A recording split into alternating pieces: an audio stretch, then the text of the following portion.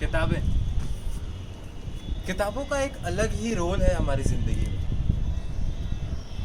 किताबों से एक अलग रिश्ता है।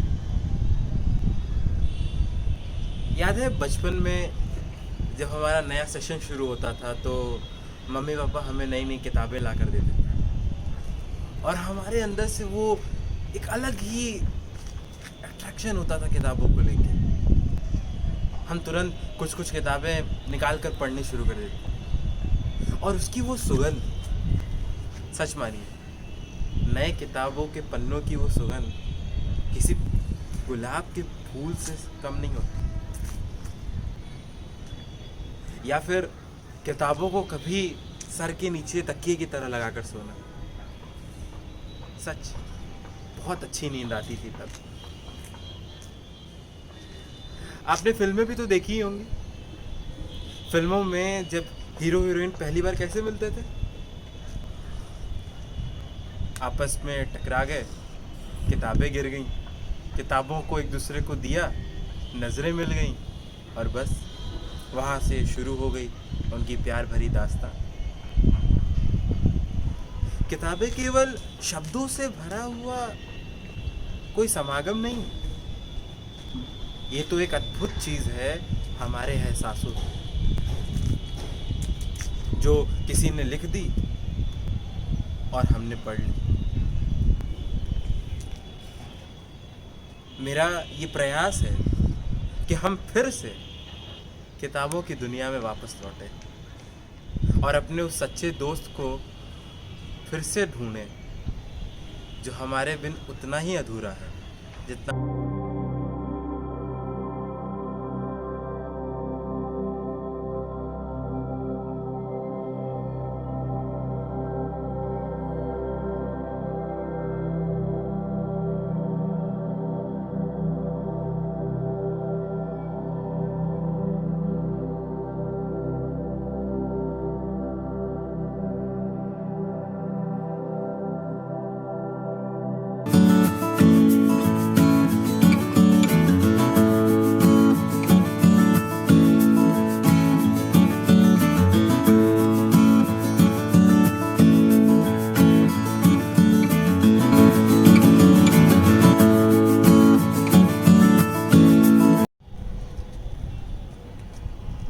आज मैं आपके सामने लेकर आया हूँ हिंदी कविता के बहुत ही बड़े कवि की रचना,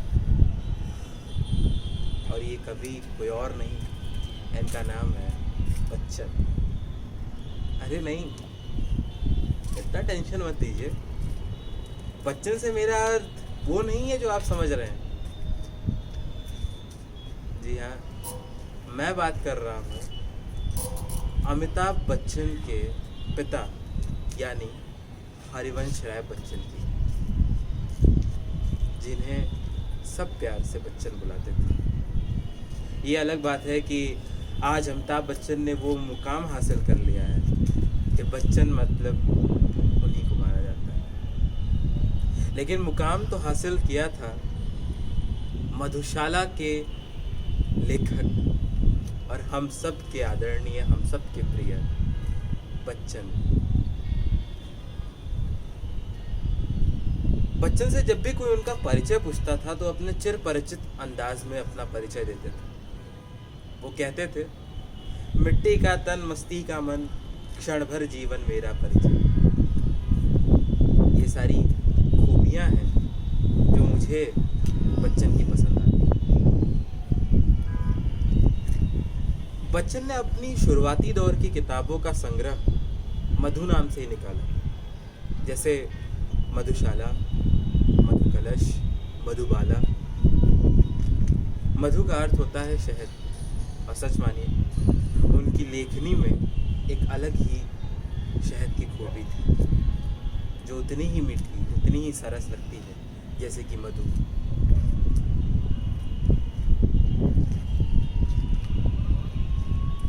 मधुशाला इतनी परिचित हुई, इतनी ज़्यादा प्रसिद्ध हुई कि सब लोग उन्हें मधुशाला वाले कवि के नाम से जानते थे। बच्चन, हर कवि सम्मेलन में बच्चन को बुलाया जाता था और बच्चन से खास डिमांड होती थी कि आप मधुशाला के कुछ अंश सुनाइए।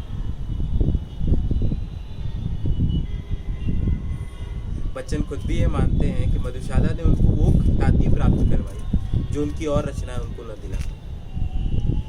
बच्चन की जीवनी 4 किताबों में आई और वो चारों की चारों किताबों में बच्चन के अलग अलग दौर की कहानी थी। बच्चन ने अपनी जीवनी भी अपने चिर परिचित अंदाज में सबको सुनाई। सच, बच्चन जैसा कोई नहीं, बच्चन बच्चन। मुझे याद है कि शुरुआती दौर में हमने अपने कक्षा 7 की किताब में एक कविता पढ़ी जिससे मैं बच्चन से बहुत प्रभावित हुआ और फिर वो दौर चल पड़ा कि मैं बच्चन को पढ़ने लगा, बच्चन को समझने लगा और बच्चन की लेखनी से प्यार कर बैठा। तो चलिए अब मैं आपको मधुशाला के कुछ अंशों से परिचित करवाता हूँ जो मेरे भी पसंदीदा है। उम्मीद है आपको भी पसंद आएगा। वैसे तो बच्चन की इतनी बड़ी काव्य ग्रंथ है, लेकिन इसके कुछ अंश मैं आपको सुनाता हूँ। मृदु भावों के अंगूरों की आज बना लाया हाला, प्रियतम अपने ही हाथों से आज पिलाऊंगा प्याला। पहले भोग लगा लूं तुझको फिर प्रसाद जग पाएगा, सबसे पहले तेरा स्वागत करती मेरी मधुशाला। भावुकता अंगूर लता से खींच कल्पना की हाला, कवि साकी बनकर आया है भरकर कविता का प्याला।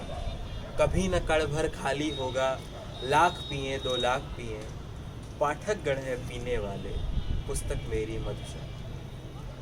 सच, क्या लिखते थे बच्चन। अब देखिए इस लाइन में बच्चन ने कैसे धर्मों की जो लड़ाई होती है उस पे तंज कैसे कसा है। मुसलमान और हिंदू दो हैं एक मगर उनका प्याला, एक मगर उनका मदिरालय, एक मगर उनकी हाला।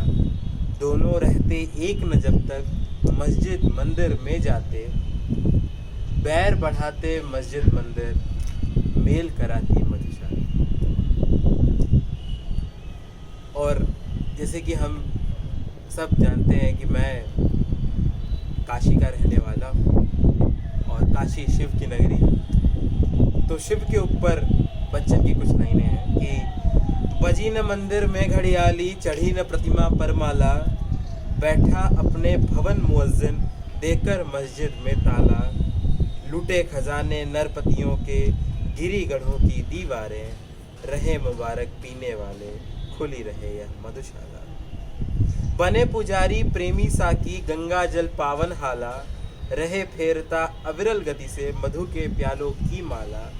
और लिए जा और पिए जा, इसी मंत्र का जाप करें, मैं शिव की प्रतिमा बन बैठूं, मंदिर हो यह मधुशाला। सच, मधुशाला समझ में आए चाहे ना आए, लेकिन इसको पढ़ने का और इसको सुनने का एक अलग ही मौसम, एक अलग ही माहौल।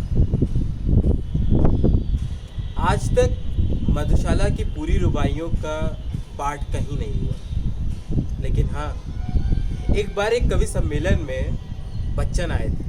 वो कवि सम्मेलन था काशी हिंदू विश्वविद्यालय बनारस, बेचू। वहाँ पर बच्चन ने मधुशाला की कुछ अंशों को प्रस्तुत किया और फिर बच्चन से वहाँ पे मांग हुई कि बच्चन अपनी पूरी की पूरी मधुशाला का पाठ करें। और बच्चन ने बिना रुके, बिना पढ़े अपनी पूरी की पूरी मधुशाला 132 रुबाइयाँ वहाँ पर सुनाई। और यकीन मानिए, सारी रुबाइयों, सारे पैराग्राफ के बाद उतनी ही तालियां बजी जितनी शुरुआती दौर में। ये जादू था मधुशाला वाले कवि का, ये जादू था मधुशाला का, जिसमें मधुशाला न होते हुए, जिसमें मधु न होते हुए भी नशा था। और ये नशा था उस लेखनी का जिसके हम सब कायल। बस आज के लिए इतना ही। मैं फिर मिलूँगा आपसे जल्दी ही। तब तक के लिए पढ़ते रहिए, सीखते रहिए, और ख़ास करके आज के इस दौर में सुरक्षित रहिए। Thank you.